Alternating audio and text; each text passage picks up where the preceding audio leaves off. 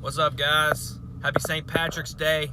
I've got my Dropkick Murphys shirt on. About to go to church. Interesting. See if I can get this light. Oh, that's weird. Okay, so story about the Dropkick Murphys. When I was in college, one of my best friends and roommate, God rest his soul, he's passed now, but he was a DJ and when I say a DJ, I'm talking like an old school DJ, not like one of these new DJs that you guys may know, like who go to parties and play the songs and mix the beats and all that. I'm talking old school DJ was the guy on the radio picking the tunes, man. That's the DJ. And he was at our college station, but he had like the late night shift, like 2 a.m. He was on like either from 12 to 3. I can't remember. It was 12 to 3, 2 to 4, something like that. And I'm not a night owl, but I would have to try to stay up late to listen to him. And sometimes I'd go to sleep and set my alarm so I could get up and hear him. Anyway, he played a lot of Dropkick Murphys, specifically for me, because I loved them, and he had actually introduced them to me. And if you don't know the Dropkick Murphys, you need to check them out. You're going to dig them. Kind of like this Irish punk rock band, okay? So, but anyway, we're talking about St. Patrick's Day. So, you don't actually have to be Irish to celebrate or appreciate St. Patrick's Day. St. Patrick is one of the patron saints of Ireland, okay? Another cool patron saint is St. Bridget. You should check her out. I wrote about her on my website. But anyway, so St. Patrick, he was not actually Irish. He was British. He was kidnapped when he was a teenager and was a slave in Ireland for several years before he escaped. And went back to Ireland. Went back to Britain after he escaped and went into the priesthood, okay? And then decided to go back to Ireland to minister to the people there. And so, think about that, man.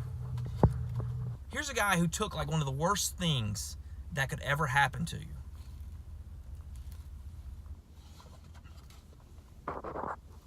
And he didn't let that like destroy his life. And instead, he let it change him in a way for the good. Right? I mean, these people who were hurtful to him, he decided to forgive them and try to help them in return. Now, you may not believe that, spreading the religion of Christianity is helpful or whatever. You could be anti that. Okay. But just understand this principle, that sometimes bad things happen to you outside of your control. Also, sometimes bad things happen to you because of things you did.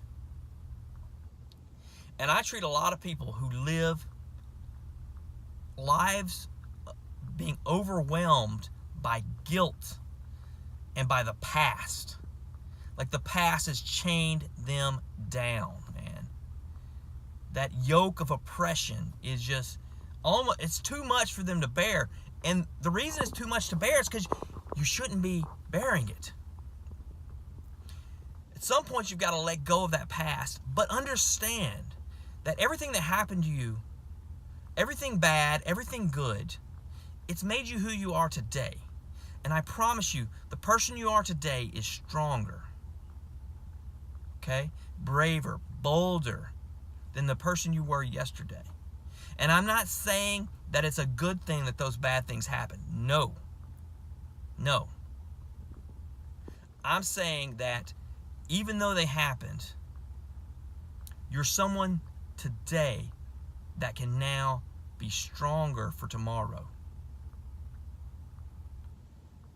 You've got new ideas, you know what I mean? You're creative in new ways.